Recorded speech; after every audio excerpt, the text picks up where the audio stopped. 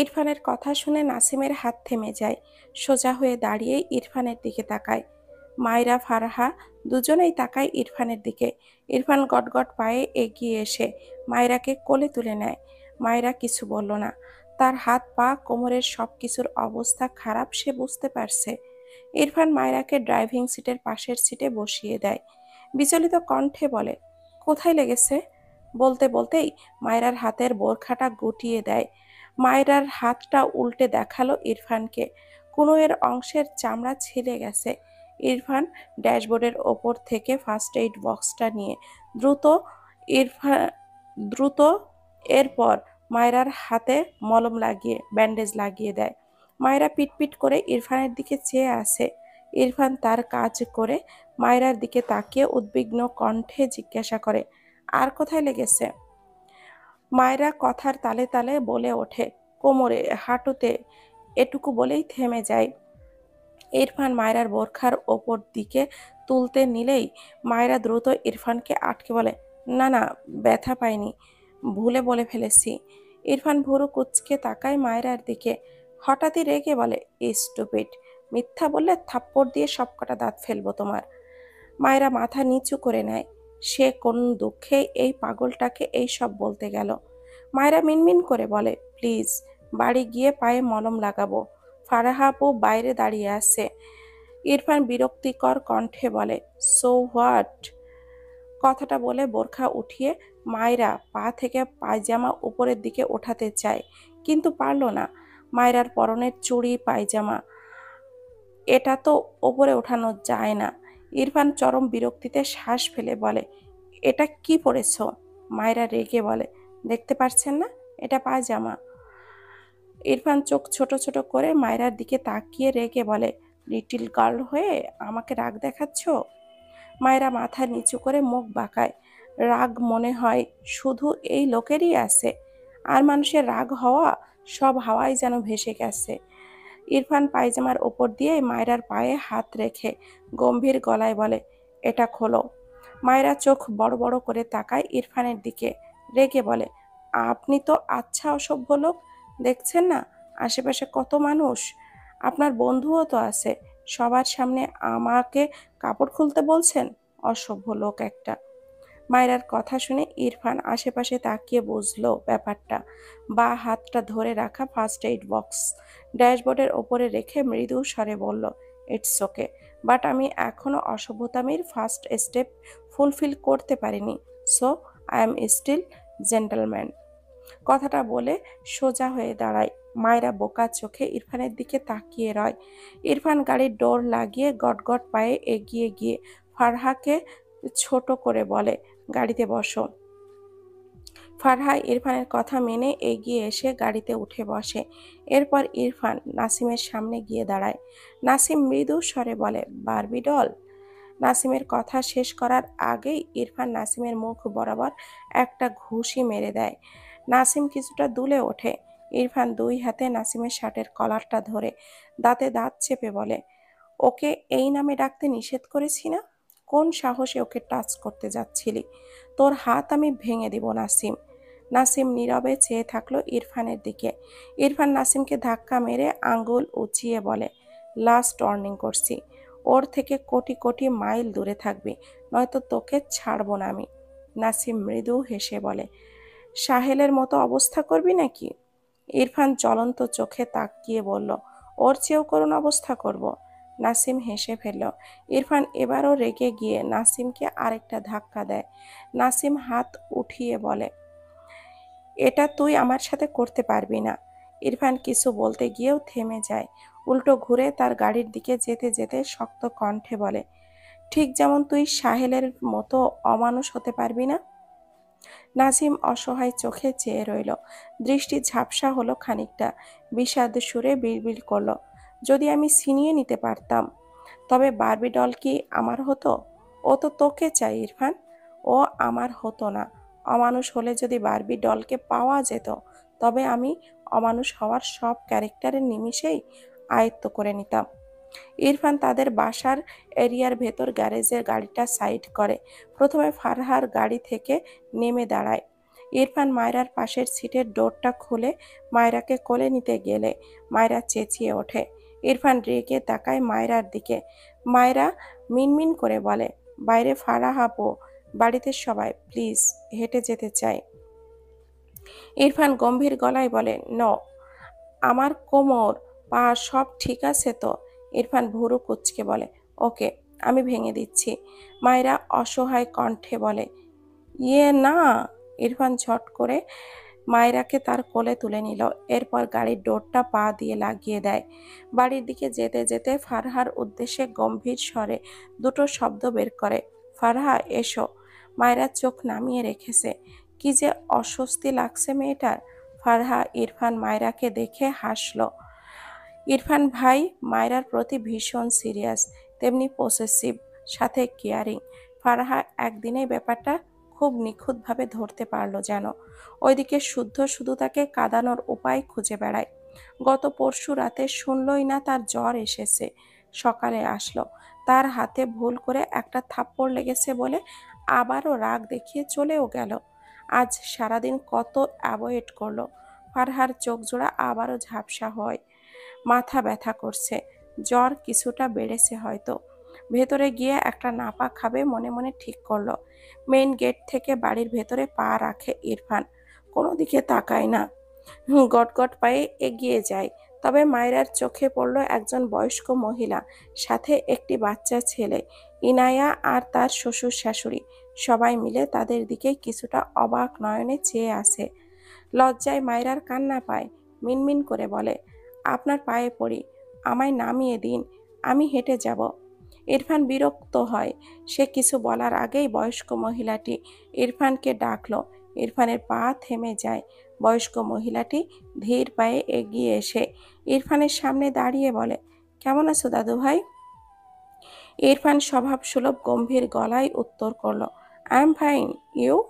বয়স্ক মহিলাটি মিষ্টিকৃত হেসে ইরফানের মাথায় হাত বুলিয়ে বলে, I am also fine my grandfather. মায়েরা অদ্ভুতভাবে বয়স্ক মহিলাটির দিকে চেয়ে আসে। কেমন বিদেশি বিদেশি লাগছে।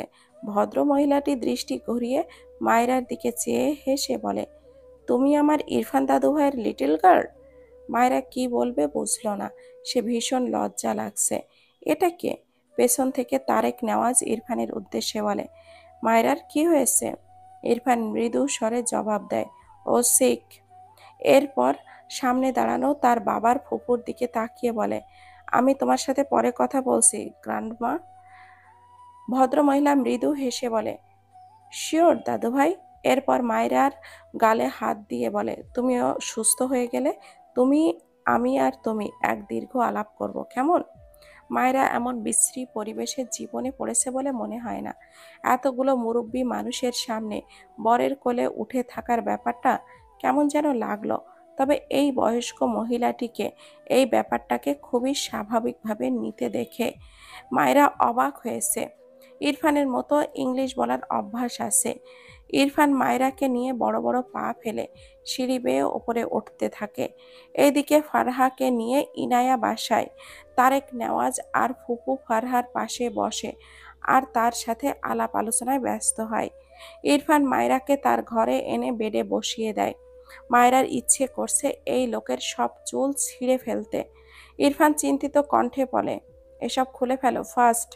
মায়রা রেগে বলে, আপনি একটা নির্লজ্জ অসভ্য লোক। একে তো আমাকে সবার সামনে কোল থেকে নামালেন না, আবার সব খুলতে বলছেন। ইরফান রেগে মায়রার গাল চেপে ধরে বলে, স্টুপিড গার্ল, আমাকে রাগ দেখাতে নিষেধ করেছি না? থাপ্পড় দিয়ে সব কটা দাঁত ফেলবো তোমার। মায়রা ইরফানকে ঠেলে সরাতে চায়। খবিশ লোক একটা। ইরফান নরম গলায় গাল চেপে ধরেছে। মায়রাকে রেগে এমন ফোঁসফোঁস করতে দেখে ইরফান কেমন যেন অদ্ভুতভাবে তাকালো। আশা করে, what are you to me? তুমি আমার কে হও?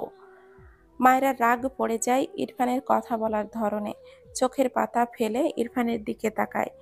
ইরফান মায়রাকে চুপ থাকতে দেখে আবারও বলে, আনসার মি স্টুপিড গার্ল। মায়রা কি বলবে খুঁজে পায় না। এই লোক তো তাকে 24 ঘন্টা স্টুপিড গার্ল বলতেই থাকে। মাত্রই আবারও বলল। ইরফান আবারও বিরক্তি কণ্ঠে বলল, আনসার করো। মায়েরা হঠাৎই মুখ ফুলিয়ে বাচ্চাদের মতো করে বলে ফেলে, স্টুপিড গার্ল। ইরফান বিস্মিত দৃষ্টিতে তাকায় মায়রার দিকে। মায়রার থেকে এমন উত্তর বোধহয় আশা করেনি। মায়রা নিজেও বোকা চোখে ইরফানের দিকে চেয়ে আসে। ইরফান তার বাঁ হাত মায়রার চোখের ওপরে রেখে ঠোঁটটা প্রসারিত করে নিঃশব্দে খুব সামান্য হাসে। ডান হাতে মায়রাকে জড়িয়ে নিয়ে কোলে বসিয়ে দেয়। মায়রা তার চোখের ওপর থেকে দুই হাত ইরফানের হাত সরাতে চায়, সাথে কোল থেকে নামতে চায়। ইরফান মায়রার কোমরে রেখে হাতের বাঁধন দৃঢ় করলো। বাঁ হাতে মায়রার বাঁধা হেজাব খুলে পাশে রাখলো। এরপর দুই হাতে মায়রাকে নিজের সাথে টেনে নেয়। মায়রা ইরফানের থেকে ছাড়া পেতে চায়। ইরফান মায়রার চোখের দিকে তাকিয়ে শীতল কণ্ঠে বলে, you know I am a gentleman, so don't disturb me. কথাটা বলে মুখ এগিয়ে নিয়ে মায়রা দ্রুত মাথা ডান দিকে ঘুরিয়ে নেয়। ইরফানের মুখ গিয়ে ঠেকে মায়রার গলায়। ইরফান যেমন বিরক্ত হয় তেমন রেগে যায়, তার কাজে ব্যাঘাত ঘটায়। মেয়েটার গলার এক কোণায় সর্বশক্তি দিয়ে দাঁত বসায়। মায়রা মৃদু আর্তনাদ করে ওঠে। ইরফান ভাবলেশহীন। মায়রা দুই হাতে ইরফানকে ঠেলে সরাতে চায়, একটুও নড়াতে পারল না ইরফানকে, না তো নিজেকে ছাড়াতে পারল। মায়রা দাঁতে দাঁত চেপে বসে রইল। কিছু সময় পর ইরফান নিজে থেকে ছেড়ে দেয় মায়রাকে। মায়রার মুখপানে তাকায়। মায়রার চোখ বন্ধ। ইরফান মায়রার নাকের ডগায় লেগে থাকা বিন্দু বিন্দু ঘাম ডান হাতের বুড়ো আঙুলের সাহায্যে মুছে দিয়ে মৃদু স্বরে বলে, আর কখনো ডিস্টার্ব করবে না। এরপর মায়রার বোরখা হাঁটুর উপরে তুলে দেয়। এরপর পাজামা টেনে স্বাভাবিক কণ্ঠে বলে, এটা খোলো। মায়রা ইরফানের কোল থেকে নেমে বসে। ইরফান কিছুই বলল না, তীক্ষ্ণ চোখে চেয়ে দেখে মায়রাকে। মায়রা তার মাথা নত করে রাখে, মিনমিন করে বলে, প্লিজ আপনি যান, আমি লাগাতে পারবো। ইরফান চিন্তিত কণ্ঠে বলে, আর ইউ শিওর? মায়রা মাথা নিচু করে মাথা ওপর নিচ করে সম্মতি দেয়। ইরফান গম্ভীর গলায় বলে, আই নো তুমি পারবে না। মায়রার রাগ হয়, মাথা তুলে রেগে বলে, যাবেন আপনি? ইরফান ভুরু কুঁচকে বলে, নো। মায়রা দুই হাতে তার মাথা চেপে ধরে। উফ, এই লোকটা কি শুরু করেছে! আবারও মাথা তুলে রেগে মেগে শব্দ করে বলে, আপনি দয়া করে যান তো, অসভ্য লোক। আমার সব ঠিক আছে, আমি এক্ষুনি নাচতে পারবো। আপনি চাইলে নেচে দেখাবো? ইরফান তীক্ষ্ণ চোখে তাকায় মায়রার রাগান্বিত মুখপানে। নাকের পাটা ফুলিয়ে ফেলেছে, চোখ দুটো স্বাভাবিকের চেয়ে বড়, ফর্সা মুখ কিছুটা লাল। ইরফান বিড়বিড় করলো, ইন্টারেস্টিং। মায়রা আবারও রেগে বলে, কি হলো, কিছু বলছেন না কেন? ইরফান বসা থেকে দাঁড়িয়ে যায়, প্যান্টের পকেটে দুই হাত রেখে গম্ভীর গলায় বলে, ওকে স্টার্ট নাও। কোনো মতে comfort. Song or whistle? Myra থতমত খেয়ে তাকায় ইরফানের দিকে। সে তো কথার কথা বলল, আর এই লোক সত্যি সত্যি ধরে নিয়ে তাকে অপশন দিচ্ছে, গানের সাথে নাচবে নাকি শিশের সাথে। সে কি পাগল নাকি? এই লোকের সামনে সে নাচলে লজ্জায় কয়দিন অজ্ঞান থাকবে, সেটা ভেবেই যেন তার মাথা ঘুরে উঠছে। ইরফান উল্টো ঘুরে ঠোঁট বাঁকিয়ে সূক্ষ্ম হাসল। এগিয়ে গিয়ে টেবিলের ড্রয়ার থেকে একটি মলম আর একটি ব্যথার ঔষধ বের করে মায়রার দিকে ছুঁড়ে দেয়। এগুলো মায়রার কোলের ওপরে গিয়ে পড়ে। ইরফান পরনের ব্লেজার খুলে ফেলল। এরপর পরনের শার্ট খুলে ওয়াশরুমে যেতে যেতে গম্ভীর গলায় বলে, from today you can get angry, permission is granted. আজ থেকে তুমি রাখতে পারো, অনুমতি দেওয়া হলো। মায়েরা হা করে ইরফানের কাণ্ড কারখানা সহ ইরফানের কথাগুলো শুনল। মনে হচ্ছে তার খালি পেটে বদহজম হয়ে যাবে। মায়েরা হঠাৎই প্রশ্ন করে ওঠে, আপনি সেই, তাই না? ইরফানের পা থেমে যায়, পিছু ফিরে ভুরু কুঁচকে বলে, হুম। মায়েরা ঢোক গিলে বলে, শিশওয়ালা? ইরফান উল্টো ঘুরল। মায়েরা হতাশ হয়, আবারও বলে, বলুন না, কি হয় বললে? ইরফান গম্ভীর গলায় বলে, নো। মায়রা রেগে বলে, আপনি একটা মিথ্যাবাদী। ইরফান আবারও পিছু ফিরে মায়রার দিকে তাকায়, এগিয়ে এসে মায়রার কাছে দাঁড়িয়ে দুই হাত বুকে আড়াআড়িভাবে রেখে গম্ভীর গলায় বলে, ইউ নো, তুমি ঠিক কতটা স্টুপিড? মায়রা অবাক হয়, সে কি বলল, আর এই লোক কি বলতেছে? ইরফান হঠাৎই মায়রার দিকে ঝুঁকে ডান হাতে শক্ত করে মায়রার গাল চেপে ধরে। মায়রা তার দুই হাতে ইরফানের হাত সরাতে চায়। ইরফান দাঁতে দাঁত চেপে বলে, স্টুপিড গার্ল, কাউকে না চেনে না জেনে তার পিছু দৌড়ানোর সাহস কোথায় পেয়েছিলে? ইভেন তখন রাত ছিল।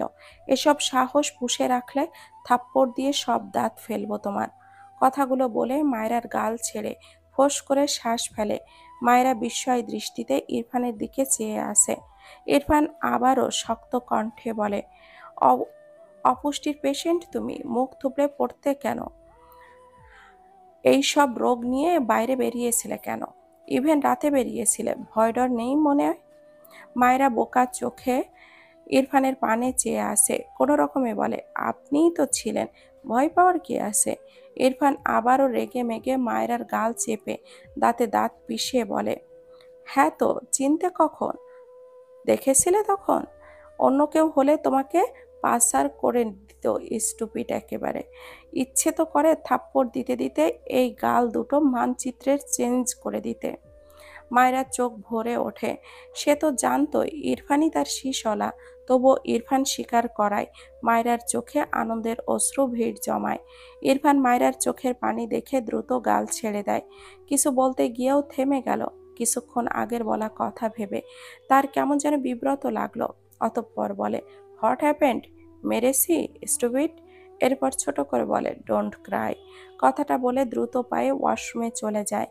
মায়রার চোখ থেকে পানি গড়িয়ে পড়ল। না চাইতেও ঠোঁটের কোণে এক চিলতে হাসি ফুটে উঠল। ভাবনার মাঝেই রিতাকে ভাত নিয়ে দরজায় দাঁড়িয়ে থাকতে দেখে ভেতরে আসতে বলে। রিতা ধীর পায়ে ভেতরে এসে ভাতের প্লেট রেখে যায়। মায়েরা ধীরে ধীরে বেড থেকে নেমে দাঁড়ায়। মনে হচ্ছে সোজা হতে পারছে না, ভালোই ব্যথা পেয়েছে। ওইভাবে ধীরে ধীরে বোরখা চেঞ্জ করে জামা পাজামা উল্টে নেয়। এরপর আয়না দেখে দেখে কোমরে ব্যথা জায়গায় মলম দিল। হাঁটুতে খুব সামান্য লেগেছে, তাই ওখানে আর মলম ছোঁয়ায় না। এরপর বেডের ওপরে বসে ভাত খেতে শুরু করে। এরই মাঝে ইরফান ওয়াশরুম থেকে বের হয়। মায়েরা তাকায় ইরফানের দিকে। দুজনের চোখাচোখি হয়। ইরফান তীক্ষ্ণ চোখে চাইলে মায়েরা মাথা নিচু করে নেয়। ইরফান কিছুই বলল না। মায়েরা মুখের খাবার গিলে নিয়ে ইরফানের উদ্দেশ্যে বলে, আপনি আমাকে আগে থেকেই চিনতেন বলেই আমাদের বাড়ির সামনে গিয়ে শীষ বাজাতেন? ইরফান বিস্ময় চোখে তাকায় মায়রার দিকে, রেগে বলে, স্টুপিড, আমাকে তোমার বখাটে ছেলে মনে হয়? Like you? মায়েরা চোখটা ছোট ছোট করে তাকায়। সে বখাটে? খবিশ লোক। রেগে বলে, আপনি আমাকে বখাটে বললেন? ইরফান গম্ভীর গলায় বলে, yeah, you are a stupid girl. একটু থেমে বলে, তোমাকে চিনতাম না। ইনফ্যাক্ট ওই বাসায় যে তুমি নামের একটি স্টুপিড মেয়ে থাকতো এটাও জানতাম না।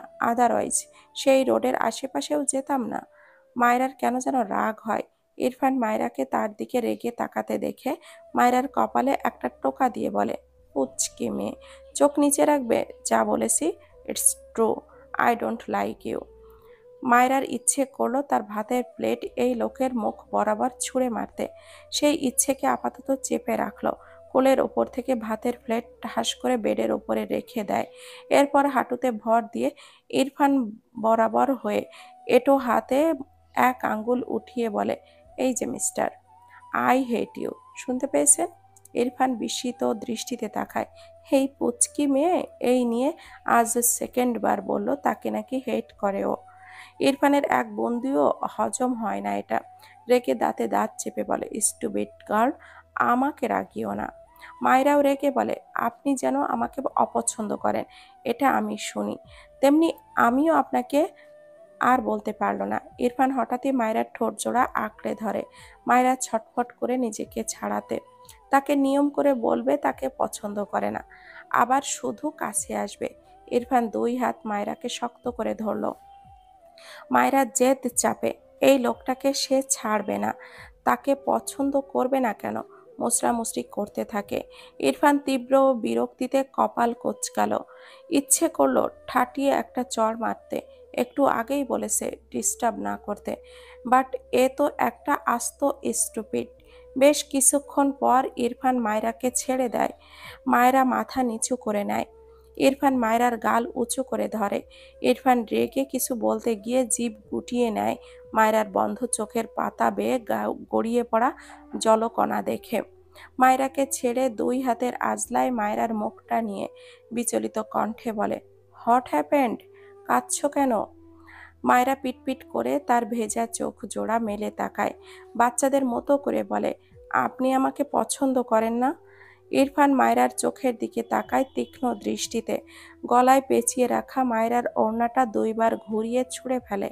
এরপর দুই হাতে মায়রাকে খানিকটা উঁচু করে মায়রার গলার নিচ বরাবর তিলটায় আলতো ঠোঁট ছুঁইয়ে সূক্ষ্ম হাসে।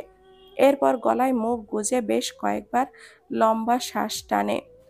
ওইভাবেই মৃদু স্বরে বলে, lying girl, I really don't like you. সবাইকে অনেক অনেক ধন্যবাদ এতক্ষণ ধরে গল্পটি শোনার জন্য।